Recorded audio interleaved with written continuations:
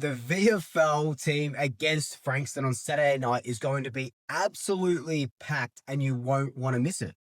Let's get into it.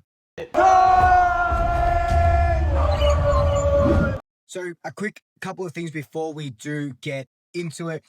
First off, thank you for all the birthday messages on my last video. I can't get to all of you, but I do appreciate it so much. 33. I cannot believe it. Secondly, I've got a new microphone, courtesy of my family. So this is just going to be on the desk for now. So I'm still seeing how that goes. I do have one of these to sort of connect, but my desk won't allow for that at the moment. So I've got to fix that. So I'll get that audio 100% correct, and I don't have to. Dad hated when I was waving around the other microphone, so got both hands going. But let's just get into the VFL, and I don't usually do a preview of the VFL, but this is just too big not to talk about. So, in case you've been living underneath a rock, 3 premiership players will travel up to Frankston, of all places, to take on the Dolphins on Saturday night. Bobby Hill, Jordan Goey, Billy Frampton will be playing against the Dolphins. And, oh my God, they must be quaking in their boots because this is incredible. Now, we know Bobby Hill has been out for personal leave reasons for 5 weeks. That's not to say he hasn't been training. The only week that he didn't train was when he was sick, when that flu or gastro, whatever it was, ripped through the club. So Bobby's been training, and he's been, I hate to say it, and I always say it, but he has been training the house down. I thought these last couple of weeks he could have played because he's shown a lot. And they're giving him time to run through the VFL. Now, in Bobby's case, there were a lot of comments saying, oh, why are we giving him runs through the VFL? It's not like he needs match conditioning, but I think it's just to manage his minutes. When you haven't been playing competitive football in 5 weeks, you need to do that. And they probably could have managed him through the AFL to G against Richmond. They're choosing to do it through the VFL, just a little bit easier to sort of manage those minutes. And that's going to be exciting to see. Craig McRae came out and said that it's great to see Bobby with a smile and going about his business again. But there's still, not a long way to go, but he's still battling with those personal reasons as well. So I'm just so happy that he's back with the group. He has been for the last few weeks, but just so happy that he's back playing, whatever that looks like, 50%, 75%, we'll see on Saturday night. The next one is Billy Frampton. Now, Frampton, I thought, was ready to go. I thought he looked good. He has been training really well for 2 weeks, and I thought, bang, he's going to be good to go. They're giving him time to run through the VFL. And again, when these players come back in, it's all about managing their minutes. And I think they just want to be super, super, super, super cautious, especially with what happened to Bo McCreary. Now, Bo's a weird one because he did train fully. He played the whole game, and then afterwards, it's hamstring awareness, which it is what it is, unfortunately, and maybe it is a bit of a bad hamstring. Maybe they just, I don't know if they rushed him back too quickly, but dare I say, is Bo going to go through the VFL in 3 weeks before he comes back to see if his hamstring can hold up? Not too sure yet, but with Billy Frampton, I think it is a good idea. Ideally, you want to bring them into the full squad straight away. And if this was leading into finals, I think they would bring him in straight away. They'd probably bring in all of these guys straight away if it's a final, right?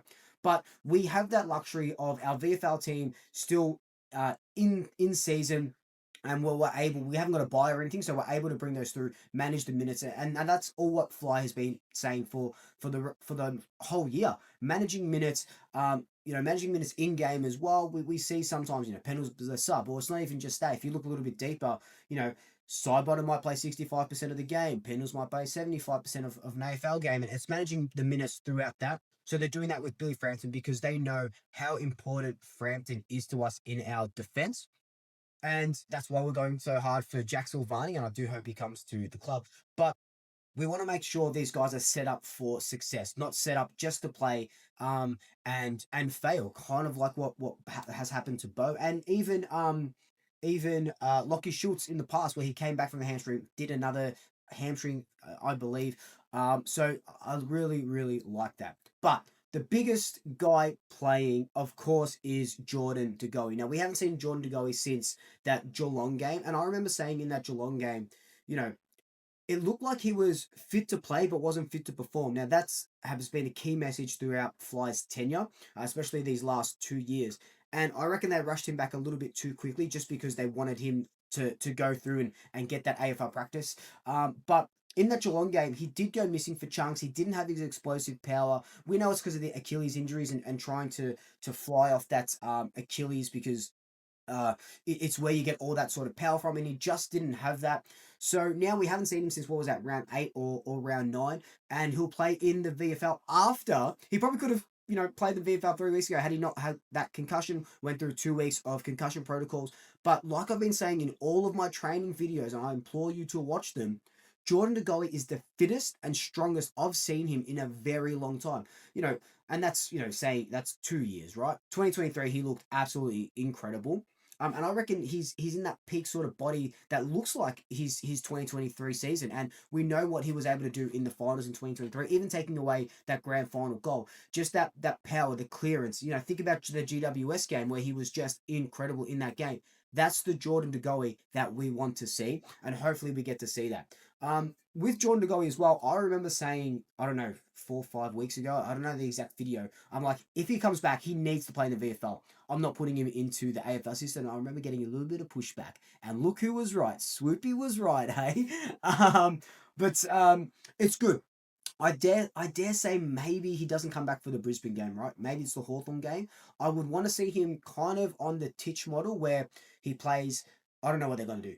50% of this game, maybe 60, and then next week it's 75% of that VFL game, and then bang, bring him in for the Hawthorn game. I think it's a little bit different with Bobby and with Billy Frampton because they have been playing AFL consistently this season. So it's just getting a little bit more match worn into their legs and then going at it.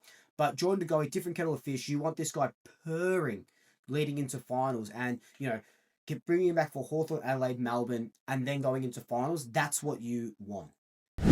Jordan De Goey's last game in the VFL was 3,700 days ago. That was 2015 in April. I've gone back into the archives, but I've found his stats from that game. He was named number 1 best player afield in that game. He had 19 disposals, kicked 1 behind, took 6 marks, 4 tackles, and 2 frees against. But he was named number 1 Collingwood player. I think that's how it works. They've got 1 to 6 votes, and I assume 1 is the best. So Jordan De Goey was named best afield. Look who was playing in this VFL side. Darcy Moore was there. He was named 3rd best afield. Mason Cox was playing. Ryan Pendlebury, so Pendles' brother, was there. Rupert Wills, Ben Reid, Nathan Freeman, Tony Armstrong, Braden Maynard was in that game as well. Jared Witts, Fazolo, the king of perp. That VFL team was stacked.